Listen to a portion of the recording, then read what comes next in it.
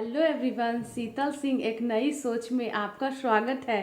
तो आज मैं आप लोग के सामने इकोनॉमिक्स का पार्ट पढ़ाऊंगी, निर्धनता एवं बेरोजगारी। इकोनॉमिक्स का पार्ट है गरीबी एवं बेरोजगारी, ये टॉपिक है और बहुत ही इम्पॉर्टेंट है आज के टाइम में, तो बहुत ज़्यादा। तो आप देखिए कि गरीबी कैसे आता है। तो ये एनसीईआरटी बुक में भी है, 9 to 12 में, ओल्ड एनसीईआरटी में भी है और न्यू में भी। तो यूपीएससी स्टेट पीसीएस में भी पूछता है, इससे क्वेश्चन बहुत सारे आते हैं। और इसमें गरीबी में बहुत सारी ऐसी योजनाएं हैं जो प्रधानमंत्री ने लाया है। हर चीज़ में राष्ट्रीय काम के बदले अनाज का बारे में प्रधानमंत्री ग्रामोदय योजना, महात्मा गांधी राष्ट्रीय ग्रामीण रोजगार योजना, स्वर्ण जयंती ग्राम स्वराज योजना, ग्रामीण रोजगार सृजन कार्यक्रम, प्रधानमंत्री रोजगार योजना बहुत सारी योजना जो 1993 में आरंभ की गई। इस कार्यक्रम का उद्देश्य है ग्रामीण क्षेत्रों और छोटे शहरों शिक्षित बेरोजगार युवाओं के लिए स्वरोजगार के अवसर सृजन करता है। इस योजना के माध्यम से उन्हें लघु व्यवसाय और उद्योग स्थापित करने का सहायता दी जाती है। तो देखिए गाइज, जो बेरोजगारी है, निर्धनता और बेरोजगारी ऐसा नहीं है कि लोग मतलब कि जिसके पास टैलेंट नहीं है की कमी हो या शिक्षा की कमी है। बहुत सारी ऐसी गरीबियां अभी के टाइम में है, एस डी टाइम में है कि मतलब कह सकते हैं कि प्रच्छन्न बेरोजगारी है, शिक्षित बेरोजगारी की, पढ़े लिखों की बेरोजगारी है। तो और बहुत लोगों को अपने अकॉर्डिंग काम नहीं मिल पा रहा है। बहुत सारी ऐसी बेरोजगारी है कि बहुत कम सैलरी में घर चलाना पड़ता है। तो किसी चीज़ को अगर आप चाहते हैं नहीं मिल पाता है, फुलफिल कर पाते हैं, तो भी एक बेरोजगारी है। तो हर तरह की बेरोजगारी है इंसान को। तो उसी के बारे में मैं चर्चा करूँगी। इकोनॉमिक्स का पार्ट है, टॉपिक नंबर 4 है निर्धनता एवं बेरोजगारी। तो क्या है निर्धनता? What is poverty? तो देखिए, निर्धनता पॉवर्टी से तात्पर्य ऐसी स्थिति है जिसमें एक व्यक्ति अपना मूलभूत आवश्यकताओं की पूर्ति करने में समर्थ नहीं हो। जैसे कि ये पेन है, ठीक है गाइज, और मेरे पास इतना पैसा नहीं है कि मैं इस पेन को परचेस कर सकूं, इस पेन को मैं खरीद सकूं। तो ये क्या है? मेरे पास पैसा नहीं है, क्यों है? मैं गरीब हूँ, इसलिए मैं सक्षम नहीं हूँ कि मैं इस पेन को खरीद सकूं, मैं सक्षम नहीं हूं कि मैं इस बुक को खरीद सकूं। ठीक है गाइस, तो यही हुआ कि मेरे पास पैसे नहीं है तो मैं गरीब हूं। तो यही हुआ निर्धनता, बेरोजगारी। ठीक है, तो इससे क्या होगा? निर्धनता आएगा ना। मेरे पास पैसे नहीं तो निर्धनता ही ना आएगा, मेरे पास कुछ नहीं रहेगा तो मैं निर्धन रहूंगी। तो वही एक बेरोजगारी है, मतलब समर्थ नहीं रहूंगी किसी चीज को खरीदने में। प्रसिद्ध तो चलिए, प्रसिद्ध अर्थशास्त्र अमर्त्य सेन द्वारा वास्तविक गरीबी की कल्पना दी है। वास्तविक गरीबी है क्या, उसके बारे में बताए हैं। उनके अनुसार गरीबी को दूर करने में मौद्रिक आय, मॉनेटरी इनकम की महत्वपूर्ण भूमिका होती है। अमर्त्य सेन के अनुसार गरीबी प्राय क्षमताओं का अभाव है। भारत में निर्धनता की श्रेणियां, भारत में निर्धनता की 3 श्रेणियां हैं: चिरकालीन निर्धन, अल्पकालीन निर्धन जो कि और मौसमी निर्धन, अनियमित निर्धन, मौसम और कभी कभी निर्धन। तो 3 बारे में पहले मैं आपको अच्छे से बताऊंगी। तो चलिए गाइस, बने रहिए। मेरी एक छोटी सी प्रयास है कि मैं खुद भी पढ़ूं और दूसरों को भी पढ़ाऊं, मुझे जितना आता है। तो मैं यही कोशिश जारी है मेरा। तो देखिए, एक शब्द है गरीबी। गरीबी क्या है? गरीबी व्यक्ति समूह वह है गरीब जो कि किसी समूह में गरीब है। गरीबी अवस्था है, गरीबी मूलभूत आवश्यकताओं से वंचित हो, किसी चीज को खरीदने में समर्थ नहीं हो, जिसके बिना जीवन जीना संभव नहीं हो। भोजन, पानी, मकान, कपड़ा, एजुकेशन, शिक्षा, चिकित्सा, हॉस्पिटल, जो मूलभूत आवश्यकता से वंचित हो, वह गरीबी कहलाती है। आज के टाइम में क्या चीज़ फ्री में मिलता है? किताब ले लीजिए, चिकित्सा, हॉस्पिटल, एजुकेशन भी आज के टाइम में फ्री नहीं है। ठीक है गाइस, बट मैं कोशिश करती हूँ अपने आप को प्रूव करने के लिए फ्री ही देती हूँ।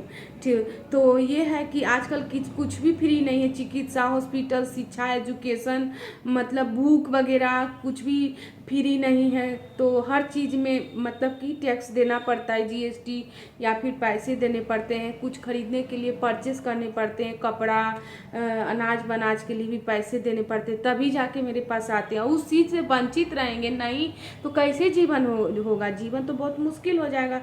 तो जो मूलभूत आवश्यकताओं से वंचित हुआ गरीबी है, वह गरीबी कहलाती है।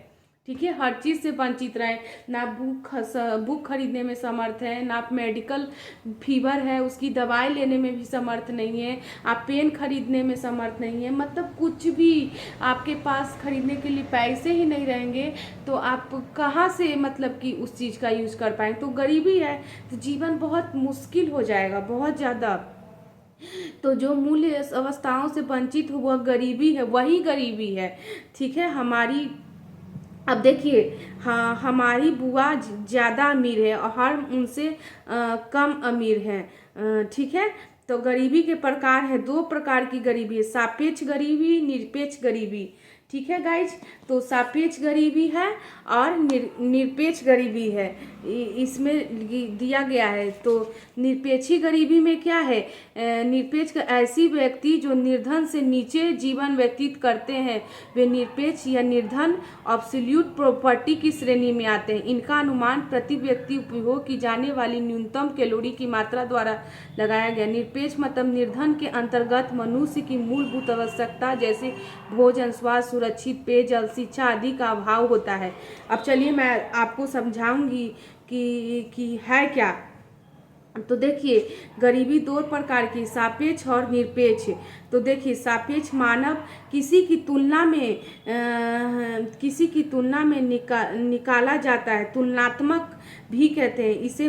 जैसे कि मामू के तुलना से हम अमीर हैं, ठीक है, हमारे मामू हैं तो हम उनसे अमीर हैं, और हमारी बुआ है तो वो हमसे अमीर है और हम उनसे गरीब हैं। हमारी बुआ की तुलना में गरीब है और हमारी बुआ बहुत अमीर है। अब अंबानी को ले लीजिए, अंबानी अमीर है, हम लोग तो उसके सामने गरीब ही हैं, तो हम गरीब हैं। ठीक है, तो तुलनात्मक, इसको सापेक्ष गरीबी कहते हैं। ठीक है गाइस, सापेक्ष याद रखिएगा, दो प्रकार की, सापेक्ष और निरपेक्ष। सापेक्ष किसी से तुलना करना, ये सापेक्ष गरीबी होगी। ठीक है गाइज, जैसे कि अंबानी ले लीजिए, अंबानी से ले लीजिए कि वो हमसे बहुत अमीर है और हम उससे गरीब हैं, तो ये सापेक्ष गरीबी। तुलनात्मक गरीबी है किसी दूसरे से के धन से कंपेयर करना, कि अंबानी के पास बहुत ज़्यादा एसेट्स है, बहुत ज़्यादा प्रॉपर्टी है, तो वो हमसे अमीर हुआ ना, तो वो हमसे अमीर है और हम उससे गरीब हैं, तो ये क्या तुलनात्मक हुआ,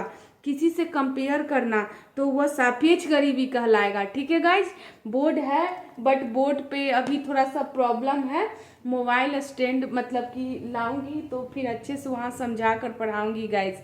अभी मैं आप लोग को मतलब अपने वे में समझा रही हूँ, कोशिश कर रही हूँ। ठीक है, तो सापेक्ष गरीबी हुआ तुलनात्मक, किसी से तुलना करना कि अरे शिवराज मामा के पास बहुत प्रॉपर्टी है और हम उनके पास बहुत गरीब हैं। नीतीश कुमार सीएम बिहार का है, वो हमसे बहुत अमीर है और उससे हम बहुत गरीब है। प्राइम मिनिस्टर है, एरोप्लेन से चलते हैं, अब चांद पर जाएंगे, तो हमसे अमीर हुए ना, और हमारे पास जहाज पे चढ़ने के लिए पैसे नहीं है, तो हम तो उनसे गरीब हुए। वो बड़े बड़े बंगले में रहते और हम एक रूम में रहते हैं, तो हम तो उनसे गरीब हैं। तो ये क्या हुआ, सापेक्ष गरीबी हुआ। कंपेयर, किसी से कंपेयर करना अपने एसेट्स को, अपनी प्रॉपर्टी के, उनके पास बहुत प्रॉपर्टी है, मेरे पास नहीं है, तो ये सापेक्ष गरीबी हुआ। ठीक है गाइस, समझ गए। और चलिए अब निरपेक्ष के बारे में बताऊंगी। ठीक है, सापेक्ष में कंपेयर करना, अपने से ज़्यादा से अमीर वालों से कंपेयर करना अपने आप को। ठीक है, वो सापेक्ष, इसमें कंपेयर करते हैं। जैसे अंबानी से कंपेयर करो कि अंबानी हमसे गरीब, हमसे अमीर है। ठीक है, सॉरी फॉर दैट, बहुत अमीर है वो, अंबानी हमसे अमीर है और हम उनसे गरीब हैं, तो ये सापेक्ष हुआ। चलिए, निरपेक्ष गरीबी क्या है, तो मूलभूत आवश्यकताओं से वंचित हो उसे निरपेक्ष गरीबी कहते हैं। मूलभूत आवश्यकताओं, भारत में गरीबी का मापन करता है। तो देखिए मूलभूत आवश्यकता तो जैसे बहुत सारी इनका अनुमान प्रति व्यक्ति उपभोग जाने न्यूनतम कैलोरी मात्रा द्वारा लगाए। निरपेक्ष निधनता के मनुष्य की मूलभूत आवश्यकताओं जैसे भोजन, स्वास्थ्य, सुरक्षित पेयजल, शिक्षा आदि का अभाव होता है। बहुत इस सबसे वंचित हो तो गरीबी ही ना कहलाएगा। ठीक है। 1950 से 2019 तक भारत में गरीबी का मापन करता है NSSO। ठीक है, राष्ट्रीय प्रतिदर्शन सर्वेक्षण कार्यालय। तो 23 मई 2019 को CSO प्लस NSSO ने गरीबी के बारे में मापन किया था, मेजरमेंट। विलय NSO नेशनल स्टैटिस्टिकल ऑफिस राष्ट्रीय संस्था की कार्यालय। तो वर्तमान समय में NSO ने ही गरीबी का पता कर रहे हैं। ठीक है, तो राष्ट्रीय आय में ही पता चल जाता है कि इंडिया में कितनी गरीबी है। सब कुछ GST मिलाकर ही ना राष्ट्रीय आय बनता है। जैसे एक नगर है तो उसमें सारा राष्ट्रीय आय मिलाएंगे कितनी, तो जो गरीब रहेगा तो कहाँ से टैक्स देगा, कहाँ से चीज़ें खरीदेगा। तो यही होता है। तो उसका मापन NSO द्वारा होता है, national sample survey office. NSO national sample survey office होता है। ठीक है, राष्ट्रीय संस्था की कार्यालय। अब देखिए स्थापना 1950 में, NSO की स्थापना 1950 में हुई थी, जो गरीबी का मापन करता है। NSO स्थापना 23 मई और NSO का हुआ था NSO का स्थापना 23 मई 2019 में। गरीबी का मापन NSO करता है, नेशनल स्टैटिस्टिकल ऑफिस। ठीक है, और भारत में गरीबी मापन की समितियां 1975 में बनी थी। गरीबी को मापने की समितियां एक बनी है, तब जाकर गरीबी का पता चलता। सरकार ऐसा करने लगे तब ना कि हर घर में कितनी बेरोजगारी है, कितने पढ़ो लिखो की बेरोजगारी है, कितने पढ़े लिखे डिप्रेशन में चले जा रहे हैं। तो यही सब बात है कि मापन 1975 में बनी थी। गरीबी मापन की समितियां अलग समिति थी। तो चलिए समिति, अलग समिति गठन 1979 के रिपोर्ट के अध्यक्ष बाइके अल्जर हैं, अल्जू जो भी हैं, अल्जू। और उसके बाद 1977 में रिपोर्ट 1979 पोषण ऊर्जा आधार दिए, ग्रामीण क्षेत्र में राशि क्षेत्र दिए, जो भी है 24 किलोमीटर से कम ऊर्जा प्राप्त होने गरीबी कहलाते हैं। शहरी में कई 100 कैलोरी डे से कम ऊर्जा प्राप्त करें गरीब। चलिए गाइस, तो शहरी में एनर्जी ज़्यादा लगती है और गांव में नहीं। तो तेंदुलकर समिति 2005 में गठन अपनी रिपोर्ट से दिया। पैसे की 2019 में अध्यक्षता शुरू की तेंदुलकर समिति। दैनिक खर्चे के हिसाब से ग्रामीण क्षेत्र में 27 वन डे, शहरी क्षेत्र में 33 पर। देखिए ग्रामीण क्षेत्र में ये रहता है कि ज़्यादा पैसे खर्च नहीं होता। शहरी क्षेत्र में बहुत सारे मतलब फैसिलिटी वगैरह हो जाते हैं, मॉडर्न कल्चर में ढल जाते हैं ना। तो वहाँ 33% डे है, तो पैसे भी तो कमा रहे हैं, तभी तो शहर में रह रहे हैं, यही बात है।